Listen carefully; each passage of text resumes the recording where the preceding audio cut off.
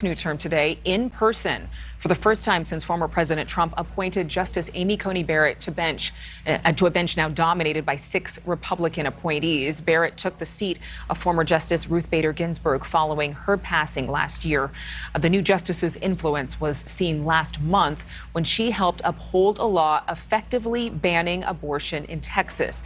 In contrast, one of Ginsburg's final votes was toward a 5-4 winning majority that struck down a restrictive abortion law in Louisiana. So certainly history making. Michelle Goodwin is a chancellor's professor at law at the University of California, Irvine. Thank you so much for being with us this morning. I know you're following a lot of these controversial cases that will soon land in the court. So let's get started with one of the biggest ones that Americans are watching is whether or not the court is going to reverse or rather oversee the collapse, some say, of Roe versus Wade. They'll be taking up a challenge to that restrictive Mississippi abortion law this term. Of course, we've seen what's been happening in Texas. What can we expect?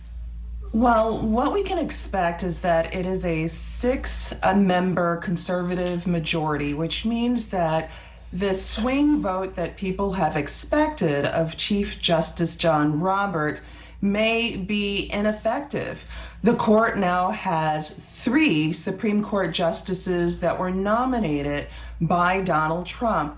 Donald Trump came into office saying that not only did he want to criminalize abortion, and then he walked that back, but he said he was committed to naming justices and lower court judges that would overturn Roe v. Wade. This is the strongest ideological bench on the Supreme Court that is anti-abortion since before Roe v. Wade. It's important to remind your viewers that Roe v. Wade was a 1973 opinion. It was a 7-2 court opinion, and 5 of those justices were Republican appointed, with Justice Blackmun being appointed by Nixon. So this gives you some idea of just the difference in terms of what it meant to be Republican appointed to the court regarding reproductive rights in 1973 versus what that means today. And really, this is a deal breaker among party lines. And you mentioned the conservative court right now. The fact is, this is not something that most conservatives will ever budge on. Do you think that something could turn the tide?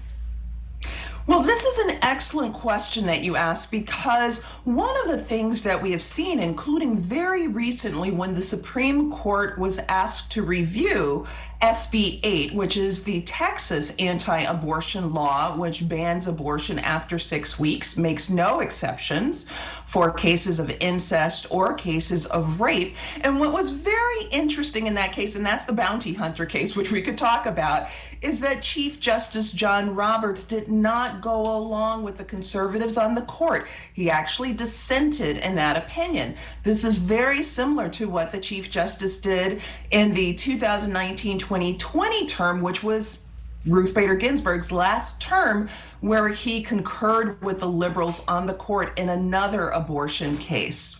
One more question for you. That's all we have time for. Are there other big cases that we're going to be seeing on the docket this session? Oh, absolutely. We have, you might call this docket guns, abortion, and more. So we have a return to the case that involved the Boston Marathon bombers. That case is up for review. We have a case involving the U.S. and its keeping of individuals after 9/11 in secret places in Poland, and whether the U.S. can continue to do that. And interestingly enough, we have other reproductive health rights and justice cases that are on the Supreme Court's docket that have gotten very little attention compared to the Mississippi law. Well, Michelle Goodwin, thank you for all of your insights. I look forward to speaking with you again soon. It's really appreciated that you would wake up with us this morning. Chancellor Professor at Law at the University of California, Irvine. Thank you very much. I know that you were just awarded one of the highest honors within the UC system, too, so I wanted to say congratulations. Thank you so much. It's really appreciated and great being with you on your show. Thank you. Take care of yourself.